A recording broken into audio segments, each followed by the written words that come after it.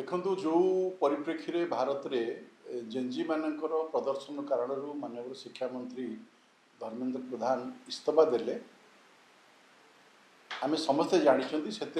Gen Z मान कहीं नथिले Gen Z अपेक्षा से देश विभाजनकारी देश विरोधी तत्व राष्ट्र विरोधी तत्व अधिक थे धीरे धीरे एवं गणमाध्यम खुलासा करुच्ची ये जो माने समस्ते राष्ट्र विरोधी से माने एकाठी होकर जेनजी ना रे आंदोलन कले जहाँ अत्यंत दुखर विषय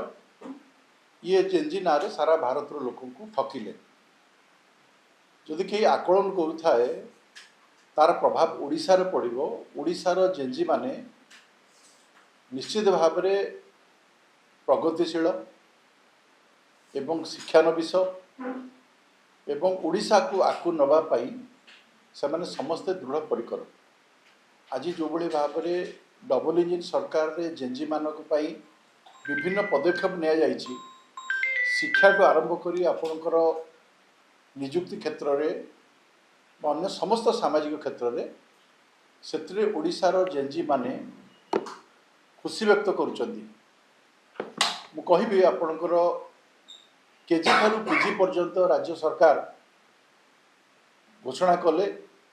दायित्व नहीं कि पाठ पढ़ेबे एतिरे कौन जेनजी माने खुशी नुहति जेतबेले उत्कर्ष ओडिशा ना रे सारा भारतर सारा विश्वर शिल्पपति माने ओडिशा आसिले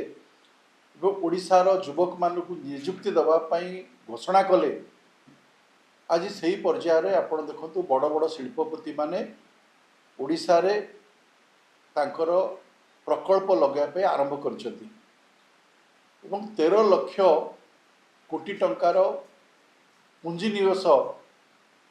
हवापाई निष्पत्ति होइछि। बर्तमान सुधा पाखापाखि 3 लाख कोटी टंकार पुंजी निवेश एग्रीमेंट हो सारी ये कौन जेनजी माने खुशी नुहति कि ओडिशा भली एक शांतिप्रिय राज्य रे जो माने जेनजी से आमर भविष्यत से आमर विकासर वार्ताबह से आम अस्मितार प्रतीक मु आशा करी जे